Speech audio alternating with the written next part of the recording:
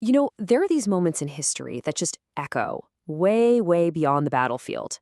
And General William T. Sherman's famous March to the Sea, that's definitely one of them. But this isn't just a story about military tactics. Nope. It's really the story of a promise, one that would change a nation, born right in the middle of all that chaos. 40 acres and a mule. We've all heard that phrase, right? It's become this powerful symbol of a promise that was made and then a promise that was broken. But where did it actually come from? Well, the answer is a lot more complicated and honestly a lot more fascinating than you might think. So let's trace that phrase all the way back to its surprising origin. A 300-mile path of absolute destruction carved right through the heart of the Confederacy. We're going to see how an act of total war could accidentally spark a revolutionary social experiment and what it all means for us, even today.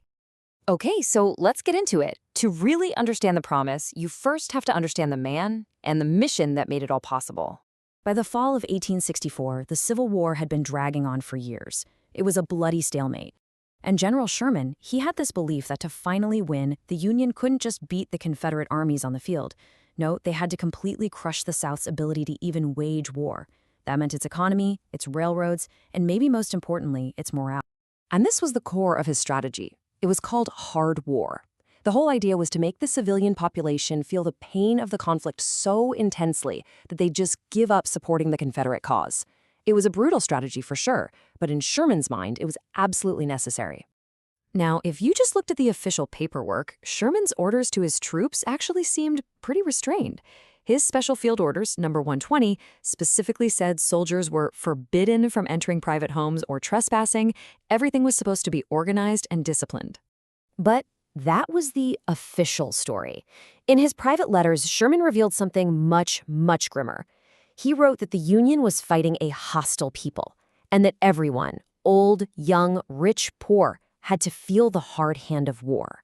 This was the real mission. So, with that brutal mindset locked in, the plan was set. Let's take a look at how this whole thing unfolded into one of the most infamous campaigns in all of American history. It all kicks off on November 15th. 62,000 Union troops march out of Atlanta, literally leaving the city in flames behind them. For the next month, they just steamroll across Georgia. They capture the state capitol, they smash through defenses, and it all ends with them taking the critical port city of Savannah.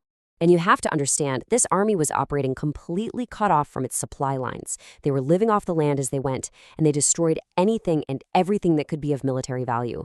Railroads were torn up from the ground, heated until they were red hot, and then twisted around trees into these things that became known as Sherman's neckties. Cotton gins, mills, farms, all burned to the ground. And you can just feel the psychological impact in the words of people who lived through it. I mean, the march spread absolute terror. In her diary, a Confederate socialite named Mary Chestnut wrote about giving way to abject terror just at the news that Sherman's army was coming. That strategy of hard war, it was working. Okay, so here's where things take a really unexpected turn. When Sherman finally gets to Savannah, the incredible success of his military campaign creates this massive and totally unforeseen humanitarian crisis. 10,000. Just think about that number for a second. That's how many formerly enslaved people had followed Sherman's army, seeing it as this great liberating force.